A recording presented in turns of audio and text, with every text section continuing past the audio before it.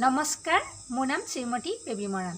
পোনপ্ৰথমে মই অসমবাসী তথা বিশ্ববাসীলৈ পেবী মৰাণ ইউটিউব চেনেললৈ বহুত আন্তৰিক স্বাগতম যাচিলোঁ। মোৰ ভিডিঅ'টো সকলোৱে লাইক আৰু কমেণ্ট কৰিব, শ্বেয়াৰ কৰিবলৈ নাপাহৰিব। বহুত শ্বেয়াৰ কৰি দিব। আপোনাৰ মহান উদাৰতাই আপোনাৰ এজন বন্ধু, এজন বিশ্ববাসীৰ বাবে এজন ভাল মানুহ তেওঁৰ জীৱন দান দিয়াটো আপোনাৰ আৰু মোৰ প্ৰত্যেকৰ কৰ্তব্য। এতিয়া মই আপোনালোকক ধুনীয়াকৈ বুজাই দিছোঁ, আপোনালোকে শুনি থাকক।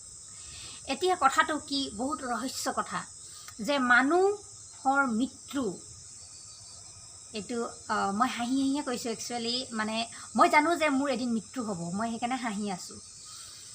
এইটো কথাটো হৈছে কি যে প্ৰত্যেকজন মানুহক জন্ম দিওঁতে তেওঁ কিমান দিন জীয়াই থাকিব। কিছুমানে 120 বছৰ জীয়াই থাকে, কিছুমানে 5 বছৰ জীয়াই থাকে, কিছুমানে এমাহো জীয়াই নাথাকে, কিছুমানে এদিনো জীয়াই নাথাকে জন্ম হোৱাৰ পিছত, কিছুমানে 50 বছৰ, কিছুমানে 70 বছৰ, কিছুমানে 90 বছৰ জীয়াই থাকে।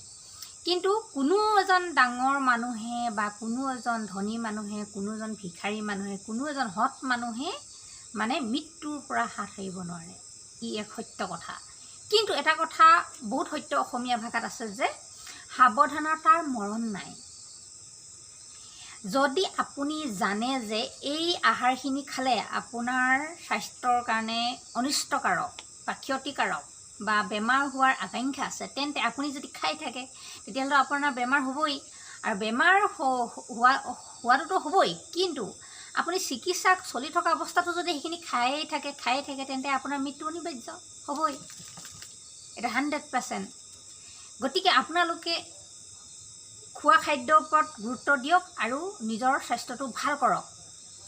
আৰু এনেকুৱা কিছুমান মই পেচেণ্ট পাইছোঁ যে তেওঁলোকক যিমান বুজালোঁ বুজিয়ে নাপায়, বোলে একদম খাইহে এৰিব বোলে। মই ভাবোঁ কি যে বাচি খাবা, জাগি শুবা।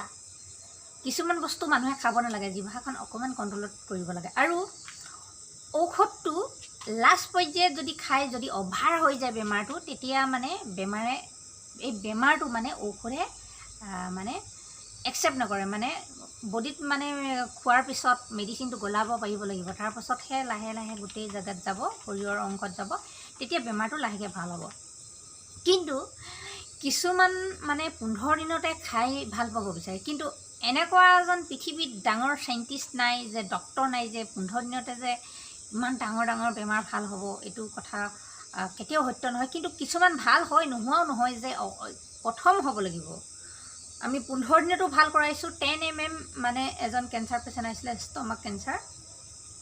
তেখেত 15 দিনতে বেমাৰটো সম্পূৰ্ণ মানে নিৰ্মূল হৈ গৈছে। কিন্তু চবৰে যে নিৰ্মূল হ'ব 15 দিনত সেইটো কথা নহয়। এইটো মই কোৱা নাই যে চবৰে ভাল হ'ব। আৰু যেনেকৈ ধৰক চুগাৰ, হাই প্ৰেছাৰ, পাইলছৰ, চিৰ'চিছ, গাঁঠি বিষ, এইখিনিৰ যদি পাইলছটো যদি ভিতৰত বেছি হৈ যায়, পাইলছটো হৈছে অসমত কেঁচুমূৰীয়া বুলি কয়, কৃমি বুলি কয়।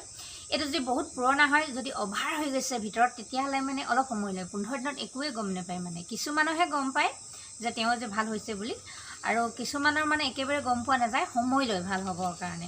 3 মাহ, 4 মাহ, 5 মাহ, 6 মাহ তেনেকৈ খাব লাগে। আপোনালোকে একচুৱেলি ভালকৈ কথাটো বুজক আৰু সকলোৱে মানে এইটো ভিডিঅ'টো বহুত শ্বেয়াৰ কৰি দিব আৰু পেবী মৰাণ ইউটিউব চেনেলটো চাই থাকিব। ধন্যবাদ, বহুত ধন্যবাদ। Thank U.